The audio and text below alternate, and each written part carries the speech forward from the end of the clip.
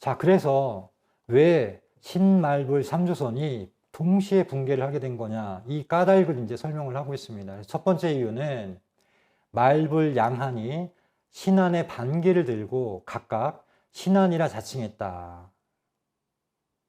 왜 그렇게 됐냐면 3대 왕이 병립해서 서로 이제 지력으로 지위를 획득하게 되자 일반인들이 계급이라는 것은 자연적이고 고정적인 것이 아니라 쉽게 얘기하면 천손이라고 하는 하늘로부터 내려받은 그것이 아니라 힘만 있으면 이렇게 바꿀 수도 있구나라는 걸 깨닫게 되면서 삼신 사상에 대해서 이제 삼신설에 대해서 회의를 품게 됐다. 그게 원인이다. 첫 번째 원인이다라는 것이고요.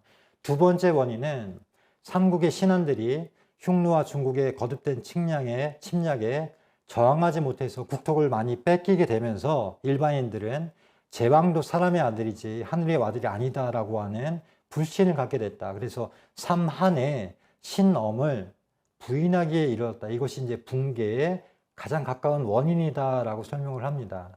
그래서 고조선이라는 것은 단군조선은 삼신오제 사상, 그 삼신설의 기초에 세워졌기 때문에 이것이 이제 무너지기 시작하면서 단군조선도 무너지게 되었다라는 것입니다. 그래서 그 후에 이제 단군조선이 분립이 되고 삼조선이 분립이 되고 그 패망하고 이제 북부여가 세워지는 과정에서 열국시대로 이제 들어서게 되죠. 나중에. 그래서 재앙의 후예들은 조상 전래 지위를 회복하려 하였고 소국은 대국되기를 희망하고 대국은 더욱 강토를 확장하려고 하면서 혹은 신수두님이라고 칭하고 단군이라 칭했다는 겁니다. 혹은 신한이라 칭하고 진한이라 칭했다는 거죠. 혹은 하늘에서 내려왔다 운운하고 혹은 해외에서 표류해 왔다 운운하고 하면서 세력 젠탈의 전란이 사방에서 일어나서 열국 제공 시대를 형성하였다라고 했습니다. 그래서 이 이후의 내용은 이제 열국 시대에 대해서 설명을 합니다. 고구려 백제 신라 뭐 가야에 대해서 이제 그 역사에 대해서 쭉 설명을 하고 나중에 이제 나오게 되는데요. 결론이 뭐냐면 그 1편부터 3편까지 우리의 고조선사, 단곤조선사에 대해서 신천 선생님이 얘기한 결론이 뭐냐면 사실은 이 환단곡에 나와 있습니다. 그 내용이. 부여의 부여도가 없어진 후에 한인이 쳐들어왔고 고려의 고려도가 없어진 후에 몽골이 쳐들어왔다.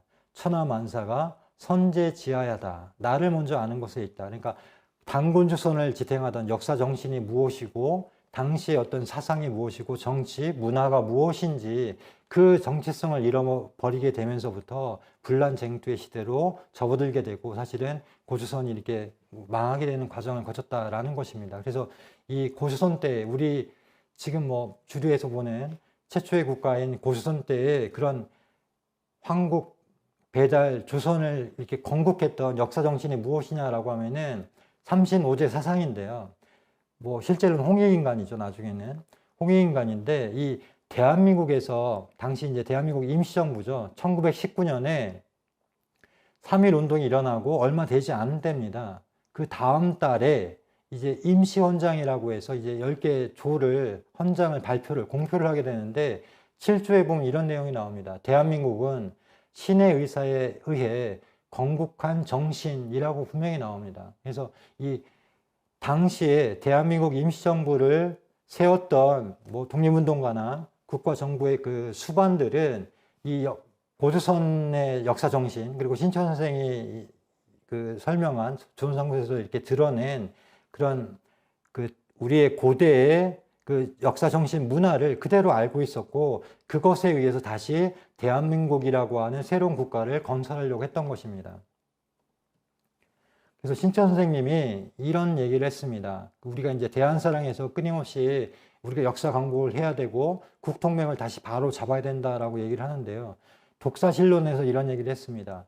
전 국민의 완고한 꿈을 불러 깨우고 청년들의 새 두뇌에다가 국가관념을 불어넣어 우존열망의 시대적 갈림길에서 한 가닥 아직도 남아있는 국맥이라도 계속 유지하고자 한다면 역사 말고는 다른 방법이 없다라고 했습니다. 이 말씀을 뭐 지금 때와도 사실은 그 많이 그 연상하게 하는 그런 말씀이라고 생각을 합니다. 뭐 중국과 미국과 일본과 주변의 강대국 사이에서 사실은 우리가 어떻게 보면 줄다리기 외교를 하고 있고 북한과도 마찬가지로 어떤 그 국제 정치 질서가 정말 빠르게 움직이고 있는데 이때 우리가 역사를 통해서 국통맥을 바로잡고 그런 역사 정신을 되찾는 것이 그 미래의 대한민국을 여는 길이 아닌가 이렇게 생각을 합니다.